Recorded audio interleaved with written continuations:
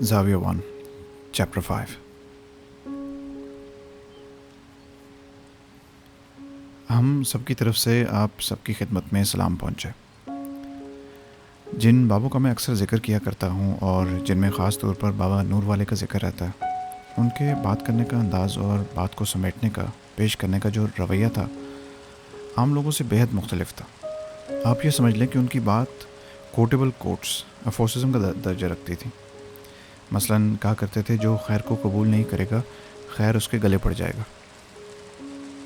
کہتے تھے نماز کی قضا ہے، خدمت کی قضا نہیں۔ پھر ایک اور اسی طرح کا لمبا بیان جس کے اوپر ہم ذرا الجھ گئے تھے، اور اب میں اس الجھن سے تھوڑا سا آزاد ہوا ہوں، وہ یہ تھا کہ بھیجنے والے نے انسان کو کسی کام کے لیے، کسی عمل کے لیے بھیجا ہے، صرف پڑھنے پڑھانے کے لیے نہیں۔ جو لوگ پڑھنے پڑھانے کو عمل سمجھتے ہیں، وہ عمل کے لیے دیا گیا وقت ضائع کرتے ہیں۔ اب یہ بڑی بوجھل سی بات تھی۔ ہم لوگ جو لکھنے لکھانے والے تھے، پڑھنے پڑھانے والے تھے، ان کے لیے گویا یہ ایک بم شل تھا، لیکن یہ مدارج سے سوچا جائے، اس پر غور کیا جائے، ڈیرے پر بیٹھ کر اس قسم کی گفتگو نہیں ہوتی جس قسم کی ہم ٹی وی پر بیٹھ کر یا پروگرام میں یا یونیورسٹی کی کلاسوں میں یا کالج کے کمروں میں کیا کرتے ہیں۔ ہم نے اس پر غور کیا، اور غور کرنے والوں میں حبیب جالب مرحوم بھی تھے، وہ بھی وہاں آیا کرتے تھے، اور خاص طور پر صفدر میر، وہ بھی مرحوم ہو گئے ہیں۔ وہ بحث میں شریک تو نہیں تھے لیکن موجود تھے۔ پھر ہمارے ساغر صدیقی۔ سوچتے سوچتے ہم اس نتیجے پر پہنچے کہ یہ جو ریٹ آف لٹریسی ہماری شرح تعلیم ہے، اور اس کے بارے میں ہم نے قول فیصل دیا ہے کہ شرح تعلیم 20، 21، 18، 17% ہے، اس سے زیادہ نہیں ہے۔ تو بابا جی نے کہا کہ جس تعلیم کو یا جس علم کی شرح آپ یہاں محدود کیے بیٹھے ہیں، ہمارے اندازے کے مطابق پاکستان میں شرح تعلیم جو ہے وہ 90 سے 92% ہے۔ اب یہ ایک عجیب و غریب بات تھی۔ انہوں نے کہا کہ آپ تعلیم کو جانچتے ہیں، آنکھتے ہیں، بیٹھ کے تولتے ہیں، تو آپ صاحبان علم کو نہیں لیتے، صاحبان قلم کو لیتے ہیں، اور صاحبان علم میں اور صاحبان قلم میں آپ تخصیص کر دیتے ہیں، حالانکہ ان کو ملا کے رکھنا چاہیے۔ صاحبان علم میں وہ سارے لوہار، ترکھان، ویلڈر، ٹیکنیشین، دھوبی، اعلیٰ درجے کے درزی خاص طور پر شامل ہیں۔ اسی طرح گاڑی والے سب کے سب لوگ شامل ہیں، کیونکہ ان کے پاس اپنا ایک علم اتنی شدت اور اتنی ہی مضبوطی کے ساتھ قائم ہے جس طریقے کا دوسرا علم۔ لیکن ہم لوگ صرف اہل قلم کو یا حرف شناس کو ہی صاحب علم سمجھتے ہیں۔ یہ زیادتی کی بات ہے۔ تو وہاں سے کچھ متاثر ہو کر جب میں گھر پہنچا تو میں نے اپنی بیوی بانو قدسیہ سے بات کی۔ انہوں نے کہا، لا حول ولا قوت، یہ آپ کیسی باتیں کرتے ہیں؟ صاحبان علم تو ہم ہیں، کیونکہ ہم لکھتے ہیں، ہم رائٹر ہیں، ہم ادیب ہیں، ہماری تو کتابیں چھپتی ہیں۔ آپ کہتے ہیں کہ ایک بڑا ہی جو ہے وہ بھی ایسا ہے، تو وہاں ہمارے ایک پرنسپل صاحب بیٹھے تھے، جو کہ اب بھی ایک بہت بڑے کالج کے پرنسپل ہیں۔ اشفاق، یہ بالکل زیادتی کی بات ہے۔ انہوں نے کہا، ہم ان کو کیسے صاحبان علم کہیں؟ میں نے کہا کہ آپ کا کیا شعبہ ہے؟ انہوں نے کہا کیمسٹری۔ وہ کیمسٹری کے پروفیسر تھے۔ میں نے کہا دیکھیے پروفیسر صاحب، اگر کیمسٹری کے شعبے کے اور آپ کی لیبارٹری کے دروازے خراب ہو جائیں اور آپ انہیں تبدیل کرنا چاہیں تو آپ کس کو بلائیں گے؟ تو انہوں نے کہا ترخان کو بلائیں گے، بڑھئی کو بلائیں گے، کارپینٹر کو بلائیں گے۔ تو جب وہ کارپینٹر آئے گا، اس کا جائزہ لے گا، تو وہ کہے گا دیکھیے یہ 3 دروازے ہیں، آپ 2.5 مکسر لکڑی بنوا لیں۔ اب آپ کا سارا کالج بتا دے گا کہ 2.5 مکسر لکڑی کتنی ہوتی ہے۔ وہ ایک پورا علم ہے نا اس کا۔ اب جب وہ 2.5 مکسر لکڑی کہہ چکے گا تو پھر کہے گا پرنسپل صاحب، چونکہ یہ دروازے اندر کے ہیں اور ان کو بارش کا پھانڈا یورش نہیں ہوگی، اور جب ہم یہاں دیار لگانے کے بجائے کوئی اور لکڑی استعمال کریں گے تو بہتر ہے کہ آپ 2.5 مکسر لکڑی کوئی اور لکڑی منگوا لیں۔ اور جب آپ کا اکاؤنٹ آفیسر جانے لگے گا تو وہ پھر کہے گا یہ پورے 6 فٹ دروازے نہیں ہیں، 5.5 فٹ ہیں، اس لیے آپ شہتیری نہ لیں، پھاڑا لے لیں۔ تو یہ کچھ ٹرمز ہیں، پورے کا پورا علم ہے۔ تو وہ آپ کے دیکھتے دیکھتے ان چوکھٹوں کے اوپر دروازے چڑھا دے گا، تو وہ صاحب علم ہے یا نہیں؟ کہنے لگے ہم تو صاحب علم نہ کہیں گے، لیکن ہم اسے اپنے فن کا ماہر کہیں گے۔ ویسے آپ بھی اپنے فن کے ماہر ہیں، وہ بھی ہے، آپ اسے تسلیم کریں، لیکن ان کے لیے یہ تسلیم کرنا بڑا مشکل تھا۔ پھر تھوڑے دن ہوئے میں یہ بوجھ لے کر، اور یہ بہت بڑا بوجھ ہے، میں آپ کی خدمت میں عرض کرتا ہوں۔ ایک یہاں پر ہماری محفل تھی ایک ہوٹل میں، تو حکیم سعید مرحوم کیا کرتے تھے، وہاں بڑے دانش مند لوگ آتے تھے۔ وہاں میں نے کہا یہ ایک مسئلہ ہے، آپ اس کو تسلیم کرتے ہیں کہ ان کے پاس علم ہے؟ تو وہاں ایک جج صاحب ریٹائرڈ تھے، کہنے لگے اشفاق صاحب آپ خدا کا خوف کریں، آپ کہہ رہے ہیں کہ ایک معمار، ایک مستری، ایک راج چنائی کا کام کرنے والا صاحب علم ہے؟ میں نے کہا جناب میں ان کو صاحب علم نہیں کہتا، میں ان کو آپ کے اور اپنے برابر سمجھتا ہوں، وہ اتنی تعلیم کا مالک ہے جتنے ہم ہیں۔ کہنے لگے خدا کا خوف کریں، بڑے پریشان ہوئے، کہنے لگے آپ یہ کس طرح کہہ سکتے ہیں، وہ کیسے اس درجے میں آ سکتے ہیں؟ میں نے کہا جج صاحب پاکستان میں جتنی بھی ہائی کورٹس ہیں ان کے نیچے بیٹھنے والے جج جن چھتوں کے نیچے بیٹھتے ہیں جو ان پڑھ مستریوں نے بنائی ہیں، اور آپ اپنے فیصلے لکھتے ہیں، آپ ان کو کہاں پلیس کریں گے؟ خدا کا خوف کریں، کہنے لگے چلیے یہ بات ہے تو ٹھیک ہے، لیکن یہ بڑا مشکل ہے اس کو اس حد تک برداشت کرنا۔ پھر انہوں نے کہا دیکھیے میں آپ کو یہ رعایت دیتا ہوں۔ پروفیسر کہنے لگے آپ ان کو اسکلڈ لیبر کہہ لیں۔ میں نے کہا آپ انہیں ٹیکنیشین کہیں۔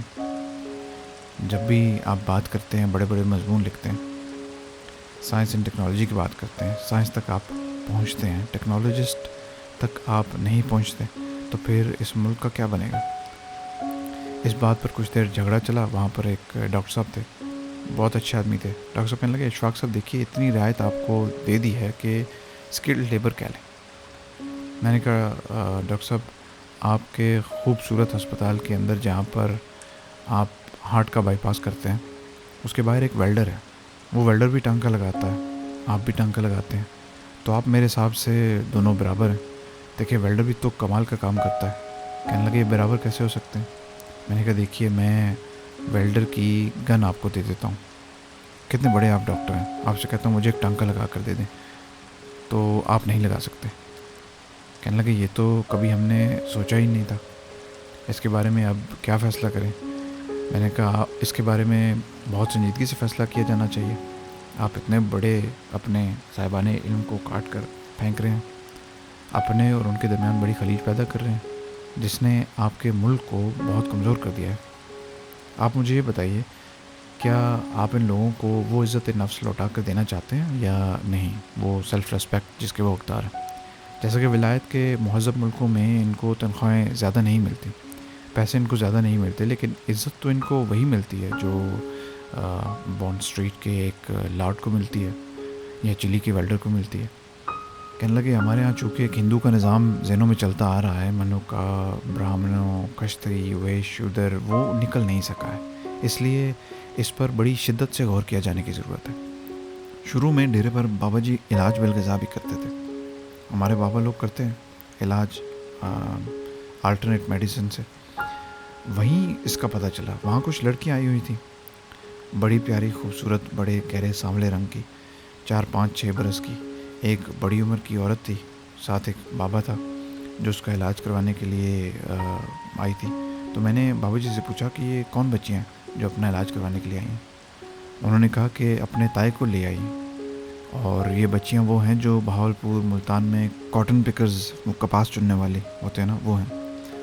تو مجھے خیال آیا کہ پاکستان کی ریڑھ کی ہڈی وہ خواتین ہیں جو کپاس چنتی ہیں، یا رائس پلانٹر یہ خواتین ہیں جن کا نام اخباروں میں آتا ہے، یا جو روز اپنی برتری کے دعوے کرتی ہیں۔ نہ وہ تو ہمارے جیسی ہیں، ہم ان کے ساتھ کے ہیں۔ یہ آپ کا پاکستان جس کی ساری اکانومی کا دار و مدار کاٹن کی اکانومی پر ہے، اور جو آپ کے لیے اتنے سارے ڈالر، پاؤنڈ، ڈچ مارک، ین حاصل کرتی ہیں، وہ وہی لڑکیاں ہیں جو کاٹن پکرز ہیں۔ میری چونکہ تجسس کی عادت ہے تو میں نے پوچھ لیا بیبیو یہ کپاس چننے کا کام اتنا مشکل ہے؟ ہاں جی بابا، یہ جو پھٹی چگنا ہوتا ہے بڑا مشکل ہے۔ تو میں نے کہا کہ تمہاری بڑی شیخی ہے، یعنی میری نگاہوں میں تمہاری عزت سب سے زیادہ ہے، اخبار والی عزت نہیں۔ اس نے کہا نہیں آپ کی بڑی مہربانی۔ میں نے کہا مجھے یہ بتاؤ کہ یہ جو تم کاٹن چنتی ہو تو کیا یہ مشکل کام ہے؟ کیا میں نہیں کر سکتا؟ کہنے لگی ان کی انگلیاں موٹی ہوتی ہیں، وہ پھٹی نہیں پٹتے، پورا جوٹا پٹ کے لے جاتے ہیں، تو اگر مردوں کو یہ کام دے دیا جائے خدا نخواستہ تو آپ کی اکانومی جو ہے وہ یہ جو آپ تھوڑا بہت فارن ایکسچینج کماتے ہیں یہ بھی نہ ہو. اس طرح یہ جو رائس پلانٹ کرتے ہیں آپ نے دیکھا ہوگا, گاؤں میں دیکھا ہوگا, وہ عورتیں جو پانی میں کھڑی ہو کے لگاتی ہیں اور وہ جو پیچھے کو چل رہی ہوتی ہیں, تو پیچھے کو جب آپ دیکھتے ہیں حیرانی سے کہ وہ لائن بالکل سیدھی ہوتی ہے, وہ پیچھے ہٹتی جاتی ہیں, پھر وہ اپنا گانا گائے جاتی ہیں, پھر وہ اس میں پلانٹ کرتی ہیں. تو کم از کم میرے حساب سے رائس پلانٹنگ کی یا رائس ایگریکلچر کی MSc ہوتی ہے. تو ان کے ساتھ جو بوڑھے کام کرنے والے ہوتے ہیں وہ PhD کا حق رکھتے ہیں. تو ان لوگوں کو جو ہمارے ملک کی ریڑھ کی ہڈی ہیں, جو صاحبان علم ہیں, جو صاحبان قلم نہیں ہیں, اب ہم یہ چاہیں گے ان صاحبان علم کو کہ جن میں عملی طور پر علم موجود ہے, ان کو کوئی ایسی صورت پیدا کریں کہ ان کے پاس یہ تحریری اور حرف شناسی کا علم ہے وہ بھی پہنچ جائے. پہنچ اس لیے نہیں رہا کہ ان کو ہم نہیں مانتے. اس بارے میں جہاں جہاں میرا جھگڑا چلا صورتحال ایسے ہی تھی. ایک فوجی تھے, وہ کہنے لگے کہ یہ آپ کی باتیں عجیب عجیب سی ہیں, ہم ان کو کیسے مان لیں. میں نے کہا سر آپ اپنے 32.5 لاکھ کی موٹر محمد صدیق ان پڑھ مستری کو دے آتے ہیں اور ان سے کہتے ہیں کہ 2 دن میں ٹھیک کر دیں. وہ کہتا ہے نہیں 2 نہیں 3 دن لگیں گے, یہ کمپنی بے عقل ہے, اس کو بنانی نہیں آتی. تو اب میں آپ لوگوں سے اس کی وساست سے اپنے سارے حضرات سے پوچھتا ہوں, کیا پاکستان میں یہ وقت آ سکتا ہے کہ ہم اپنے آپ کو مضبوط رکھنے کے لیے, اپنے آپ کو طاقتور رکھنے کے لیے ان لوگوں کو بھی اپنے ساتھ شامل کریں. ان کے ساتھ کوئی رشتہ داری نہیں کرنی, ان کے ساتھ کوئی محبتیں نہیں کرنی, ان کے ساتھ کوئی پیسے میں ترقی نہیں, لیکن جب آپ چاہیں تو ان کو اتنی عزت ضرور عطا کریں جتنی آپ ولایت چاہتے ہیں تو ایک ٹیکسی ڈرائیور کو عطا کرتے ہیں. میں آپ کی خدمت میں یہ سوال پیش کرتا ہوں اور اپنے ناظرین اور سامعین کی خدمت میں بھی کہ اس کو کیسے حل کیا جائے. میں چاہتا ہوں کہ کل غروب آفتاب سے پہلے ہم سارے مل جائیں اور اس مضبوطی کو اپنا لیں جو آپ بڑے فخریہ انداز میں کہا کرتے ہیں کہ ترقی یافتہ ملکوں میں یہ ہوتا ہے وہ ہوتا ہے. میرے خیال میں ہم کوئی ایسا ڈھانچہ بنائیں جس میں صاحبان قلم کے ساتھ تھوڑا سا عملی طور پر ان کو اپنے کام کرنے کا موقع ملے. انہیں تھوڑے سے حروف وہ بتائے جائیں کہ آپ جو عمل کر رہے ہیں, ایک بندہ تیزا چلا رہا ہے, رندہ مار رہا ہے, اس میں اس کو پتہ چلے کہ اس میں کیا کیا دنیا نے کمال دکھایا ہے اور کیا کیا کام ہو رہا ہے. تھوڑی سی حروف شناسی بھی آنی چاہیے. اشفاق صاحب جیسے انہوں نے پیچھے سے شروع کیا تھا, کئی دفعہ حکومت نے تعلیم بالغاں الف ب پہ سے شروع کرتے ہیں, اس کا کوئی فائدہ نہیں ہوتا. اگر اس لائن میں آپ جیسا فرما رہے ہیں جو عملی کام کرتے ہیں, اب ان کو پش کرنے کی ضرورت ہے. اگر ان کے لیے کوئی ادارہ یا کوئی نظام قائم کیا جائے, واقعی یہ ان کی تھوڑی سی کمی ہے جو عملی طور پر سب کچھ جانتے ہیں. اب یہ ہے دوسروں کو سمجھانے کے لیے یا کچھ کرنے کے لیے یہی چیز وہ کوئی صاحب علم ہو. جیسے کہ نجمہ نے کہا, ہم اپنے علم پر تھوڑا سا فخر کرنا شروع کریں گے تو ہم میں تقویت آئے گی. ابھی ہم تھوڑا سا ڈرے ہوئے ہیں. میری بھانجی ہے, وہ MSc ہے, پروفیسر ہے ہوم اکنامکس کی, اس نے اسپیشلائز کیا ہے کھانا وغیرہ پکانے میں. لیکن ہمارے گھر میں جب کوئی دعوت ہوتی ہے تو ہم صدیق باورچی کو بلاتے ہیں. ایک مرتبہ شادی پر دیر کی بات ہے, 42 دیگیں پکانی تھی اور وہ باورچی 42 دیگوں کو کس ترتیب سے تیار کر رہا تھا اور کتنی مستعدی سے, اور اس کے پاس کتنا علم تھا, آپ اس کا اندازہ نہیں لگا سکتے. تو میں یہ درخواست لے کر آیا تھا آپ کی خدمت میں کہ لوگوں کو سیلف ریسپیکٹ جو ان کا حق ہے, جو ان کی توقیر ہے, وہ ان کو لوٹا دینی چاہیے. بہت ضروری ہے, ورنہ پھر ہم اسی غلط فہمی اور کوتاہی میں مبتلا رہیں گے جس میں اب ہیں. تو میری بات تھی جو میں نے آپ کی خدمت میں پیش کر دی. کچھ الجھنیں میری بھی ہوتی ہیں جس سے میں آپ کو زحمت دیتا ہوں. وہ یہ ہے کہ ایک بہت ہی ذہین انسان, غیر معمولی ذہین انسان, بہت زیادہ, کیا بات ہے, وہ عام لوگوں سے مل نہیں سکتا, ان کے درمیان زندگی بسر نہیں کر سکتا, ان سے کچھ کٹا کٹا رہتا ہے. میرا خیال ہے وہ اپنی تخلیقی قوتوں میں اتنا مگن ہوتا ہے کہ اس کو شاید دنیا کی ضرورت نہیں رہتی. شاید یہ بات ہو سکتی ہے, یہ نہیں کہ وہ کٹا رہنا چاہتا ہے, لیکن وہ اپنے میں اتنا مگن ہے جس طرح ہمارے ملنگ بابا ہیں, وہ اتنا پرسکون ہے کہ وہ باہر کی دنیا میں آنا چاہتا ہی نہیں. جہاں تک ذہانت کا تعلق ہے, جس کی لیٹسٹ ڈیفینیشن یہ ہے کہ وہ شخص ذہین ہے جو خود کو ماحول میں ایڈجسٹ کرے, لیکن وہ ایسا نہیں کر رہا. اس کا مطلب ہے کہ اس کی ذہانت میں کوئی خرابی ہے. میرا خیال ہے کہ اس کو اپنی ایک مکمل دنیا ملی ہوئی ہے, ایک انٹلیکچوئل ڈسکورس اپنے ساتھ کر رہا ہے, وہ جینیس کی بات کر رہا ہے, غیر معمولی ذہانت کی بات. جس طرح آپ نے شروع میں مثال دی ہے بابا جی نور والے کی, جو کبھی اسکول نہیں گئے تھے, کبھی کالج نہیں گئے تھے, لیکن جو ان کا نالج تھا اس کی بنیاد پر شاعر اور آپ جیسے اسکالر ان کے پاس جا کر بیٹھتے تھے اور شیئر کرتے تھے. اس کا مطلب ہے ان میں ذہانت اوسطاً زیادہ تھی, وہ آپ لوگوں کو متاثر کرتے تھے, اور وہ پوری طرح لوگوں کے اندر گھلے ملے بھی رہتے تھے. انہوں نے پوری طرح ایڈجسٹ بھی کیا خود کو, اپنے آپ کو. یہ آخری فقرہ آپ کا غور طلب ہے کہ گھلے ملے رہتے تھے, بلکہ گھلنے ملنے کے بغیر ان کا علم نکلتا ہی نہیں تھا. یہ کیوں ہے؟ میں نجمہ کی بات یہاں تک تو مانتا ہوں, یہاں تک تو ٹھیک ہے کہ وہ اپنے آپ میں, اپنے کام میں, اپنی لگن میں ایسا مصروف ہوتا ہے کہ اپنا رابطہ قائم نہیں رکھ سکتا. لیکن اگر وہ ملنگ بابا ہے تو پھر اریٹنٹ کیوں ہوتا ہے؟ ملنگ بابا اریٹنٹ نہیں ہوتا. میں آپ سے سوال یوں نہیں کر رہا کہ اس کا جواب یوں دیں, یہاں تک تو بات ٹھیک ہے, لیکن یہ لوگوں سے میل ملاقات کرنے میں, لوگوں کے ساتھ گھلنے ملنے میں وہ اتنا کیوں پابند ہوتا ہے؟ اپنی ذات کے اندر وہ آگے نہیں چل سکتا. اگر وہ ملے بھی تو بہت کچھ فائدہ پا سکتا ہے, اس کی ذات کو بھی, معاشرے کو بھی. یہ زندگی کی چھوٹی چھوٹی پیچیدگیاں ہیں جو انسان کے ساتھ چلتی رہتی ہیں, لیکن ان پہ غور کیا جانا بہت ضروری ہے. میں نے یہ دیکھا ہے کہ ڈیروں میں تکیوں پر, زاویوں پر ایسی باتوں کا بڑا پالن ہوتا ہے, اور ان پر غور کیا جاتا ہے, اور آپس میں مل کر بیٹھ کے بات کی جاتی ہے. اور ہمارے بابے جو ہیں, میں آخری بات عرض کر دوں, ان میں جو بالکل صحیح بابے ہیں وہ علم کو صرف 2 حصوں میں تقسیم کرتے ہیں.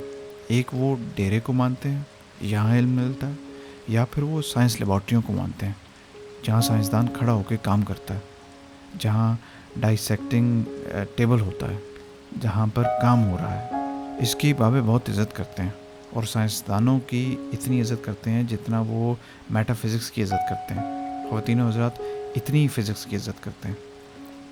بڑی مہربانی آپ کی, بڑا شکریہ آپ کا. انشاءاللہ پھر کسی اگلی نشست میں ملاقات ہوگی تو کچھ اور چیزیں آپ کی خدمت میں پیش کر کے پھر آپ سے فائدہ اٹھاؤں گا, اور پھر اس کو مجتمع کر کے آئندہ کسی وقت میں کچھ اور لوگوں کو دینے کی کوشش کروں گا, بشرط زندگی. اللہ حافظ.